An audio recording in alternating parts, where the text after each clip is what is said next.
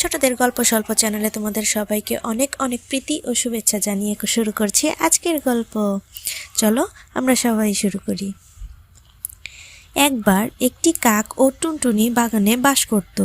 টুনটুনি ছিল খুব ছোট ও মিষ্টি, আর কাক ছিল বড় এবং খুবই বুদ্ধিমান। তারা প্রায় একে অপরের সাথে গল্প করত এবং নানা বিষয়ে আলোচনা করত।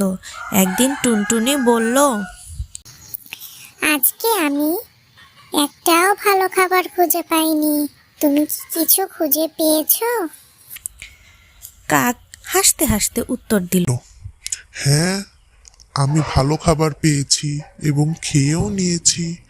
তুমি কি জানো আমি কিভাবে খাবার জোগাড় করি? টুনটুনি উৎসুক হয়ে বলল। কিভাবে? কাক বলল, আমি এক জায়গা থেকে অন্য জায়গায় উড়ে গিয়ে খাবার খুঁজি এবং খাই। টুনটুনি একটু ভাবল, তারপর বলল, তাহলে আমি কিভাবে পাবো? কাক উপদেশ দিল, তুমি যতটা চেষ্টা করবে তোমার সাফল্যের সুযোগ ততটা বাড়বে। তুমি কখনো থেমে থেকো না, অবিরত চেষ্টা করো। এরপর টুনটুনি ঠিক করলো যে সে কাকের মতো চেষ্টা করবে।